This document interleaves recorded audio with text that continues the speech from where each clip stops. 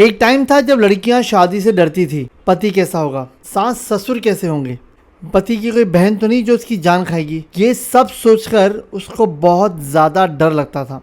पर आजकल उल्टा हो चुका है। आजकल लड़के शादी के नाम से डर गए हैं। उनके मन में ये आ गया है कि शादी के 1 साल बाद मरेंगे, 2 साल बाद मरेंगे या सिर्फ 1 हफ्ते में मरेंगे। पर ये नौबत आई क्यों? क्या लड़के खुद जिम्मेदार है जो उनके साथ आज हो रहा है? विमेन एम्पावरमेंट के नाम पर लड़कों के बारे में तो सोचना ही बंद कर दिया समाज ने। पहले लड़कियां निगलेक्ट होती थी और आजकल लड़के निगलेक्ट होते हैं। अगर कोई लड़का गलती से भी हरासमेंट के बारे में बात कर ले तो या तो वो कमजोर कहलाएगा या नामर्द। तो क्या ये लड़कों की गलती है कि जब वो अपना जीवन साथी ढूंढने जाते हैं तो ज्यादा दिमाग नहीं लगाते, ज्यादा सोचते नहीं, सिर्फ रंग रूप देखकर फिसल जाते हैं? या फिर कसूरवार वो लड़कियां हैं जो ऐसे नादान लड़कों को फंसा लेती हैं और फिर मरवा देती हैं? सोचने की बात यह है कि ऐसा क्यों हो रहा है कि लड़कियां अपने पति को 20-20 लाख रुपए देकर मरवा रही हैं।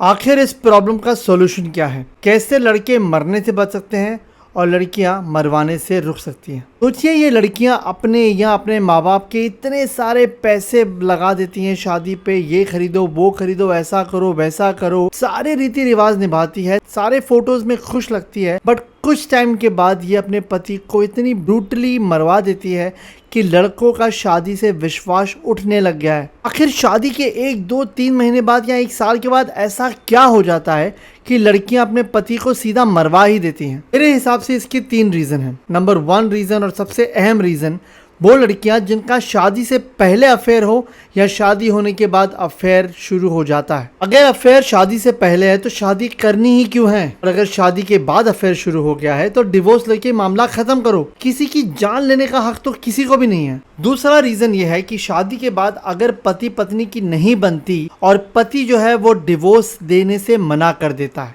ऐसी स्थिति में लड़कियों के पास शायद कोई और चारा नहीं बचता और वो इतना ज़्यादा उस रिलेशनशिप को हेट करती हैं कि उनको सिर्फ एक ही लक्ष्य दिखाई देता है कि मुझे इस आदमी से छुटकारा चाहिए, जैसे भी मिले I want to get rid of this man. और उसका नतीजा ये होता है कि वो लड़का निकल लेता है। और इस केस में भी क्या जस्टिफाइड है कि आप किसी की जान ले लो? पुलिस या लॉ की मदद लेकर डिवोर्स लेना ही सॉल्यूशन है, ना कि किसी की जान लेना।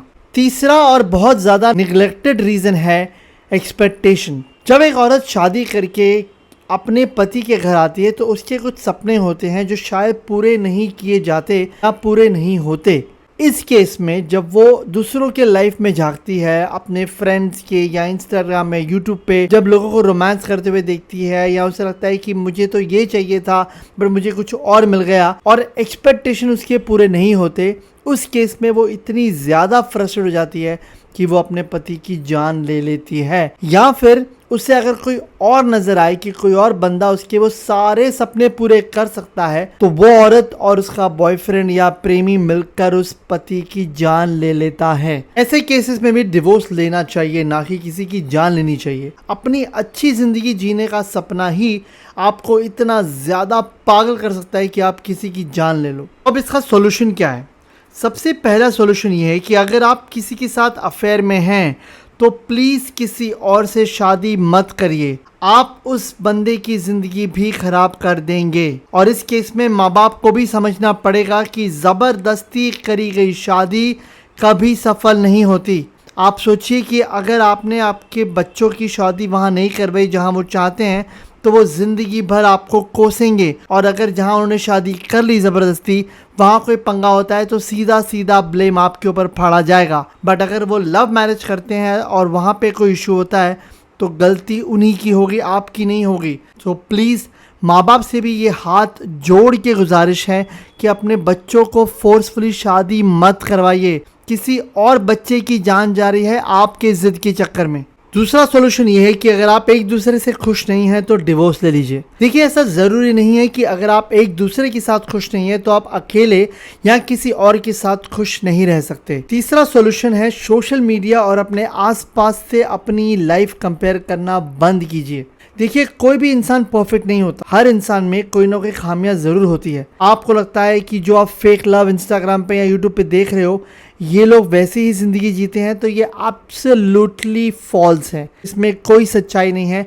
ऐसा 24 घंटे कोई नहीं जीता है। वो आपको अपनी ज़िंदगी के बेस्ट मोमेंट्स दिखाते हैं, ना कि वर्स्ट मोमेंट्स।